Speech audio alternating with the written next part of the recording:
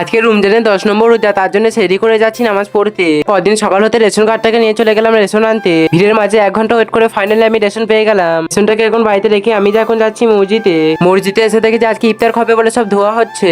ধোয়া ধুই কাজ হচ্ছে বলে তার জন্য আমাকে বললো ওভেনটাকে আনতে। আমি ফাইনালি ওভেনটাকে নিয়ে আমি চলে এলাম। আমার এখন ওভেন আনা হয়ে গেছে। এখন মসজিদে এসে দেখি যে আদা রসুন পেঁয়াজ ছিলা হচ্ছে। তারপরে আজান দিতে আমি চলে গেলাম জোহরের নামাজ আদায় করতে। আমার এখন জোহরের নামাজ পড়া হয়ে গেছে। এমনিতে গরম ছিল বলে সোজা তরমুজটা পানিতে ভিজে রাখা হয়েছে। আর এদিকে দেখেছি ইফতারের জন্য অন্যরকম ফল আনা হয়ে গেছে। আমার এখন আসলে নামাজ পড়া হয়ে গেছে, তার জন্য এক জায়গায় বসে বসে রান্না বাড়া দেখছিলাম। কিছুক্ষণ পর আমাদের ইফতার খুলবে বলে তার জন্য পানি বোতলে এসব সাজানো হচ্ছে। আর মসজিদের ভেতরেও দেখি যে ফল দিয়ে সাজানো হচ্ছে। তার জন্য আমি তাড়াতাড়ি করে দাঁতন করে বসে পড়লাম। আমাদের গ্রামের ছেলেগুলো মিলে 6 মিলে ইফতার খাচ্ছিল বলে তাদের জন্য ইমাম সাহেব খানি দোয়া করলো।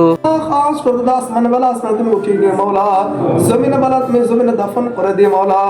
ইয়া আল্লাহ খাস করে যে সমস্ত যুবক ভাইরা এই আয়োজন করেছে মাওলা, ইয়া আল্লাহ খাস করে সেই যুবক ভাইদের নেক উদ্দেশ্যকে তুমি পূর্ণ করে দিও মাওলা। ইয়া আল্লাহ খাস করে তাদের রোজাকে তুমি কবুল করে নিও মাওলা। ইয়া আল্লাহ তাদের দিনের পথে চলা তুমি সহজ করে দিও মাওলা। ইয়া আল্লাহ তাদের তুমি নেক উদ্দেশ্য তুমি পূর্ণ করে দিও মাওলা। ইয়া আল্লাহ মনের আশাকে তুমি আকাঙ্ক্ষাকে তুমি দূর করে দিও মাওলা। ইয়া